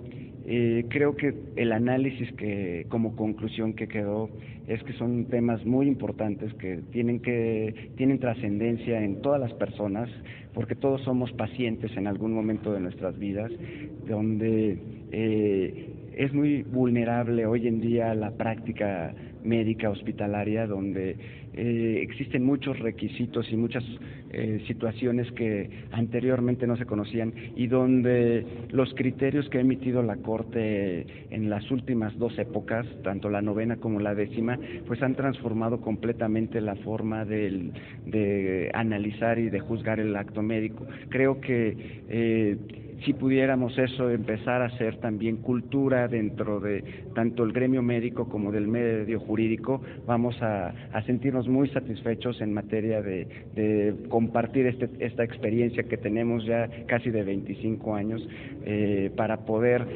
sembrar y poder cosechar el día de mañana, que la práctica médica pueda ser bajo parámetros de legalidad, bajo parámetros de regulación adecuada, en beneficio de todos, tanto de los que lo prestan el servicio como de los que usamos el servicio. Pues queridos amigos, de verdad nos quedamos con una ponencia magistral, y los invitamos para que cada martes nos sigan en Salud y Justicia, porque Médico Legal está todos los martes en INADAC TV, en el programa Más que Leyes, Educando a la Conciencia. Salud y Justicia, sobre todo aprendiendo. Nos dimos cuenta, le decía, que muchos de los temas que ya hemos tocado dentro del programa son los temas que se tocaron el día de hoy, que también estaban desconocidos. Entonces, por supuesto que los invitamos que sepan que el licenciado Osvaldo Rojas López es quien está todos los martes dándonos una ponencia de esta magnitud, y que compartan todos ustedes. Invítenos, por favor, a estar los martes con nosotros. Por supuesto, pues precisamente los temas que tocamos ahorita, y que de cada tema pudiéramos hacer un seminario incluso, son temas muy importantes, pues los invitamos a que cada martes nos acompañen, y donde podamos analizar de manera conjunta estos temas que tanto interesan tanto al sector médico como al sector jurídico, en beneficio de todos nosotros. Los invitamos cordialmente a que estén con nosotros todos los martes. Muchas gracias. Pues muchas gracias, queridos amigos. De esta forma vamos a terminar un programa excepcional, especial, hablando de salud y justicia los martes con el doctor Daniel Osvaldo Rojas López, CEO de Médico Legal. Y como pudieron ver, queridos amigos, hay mucho por aprender, no solamente en el mundo jurídico, también los médicos que necesitamos compaginar, porque no se habló de la medicina defensiva como tal, pero yo vi en los cuestionamientos que hacían que era esa parte que hemos tocado de la medicina defensiva, ¿verdad? Así es. Queridos, nos vemos entonces más tarde, nos vemos el martes, todos los martes, y en un momento más empezamos.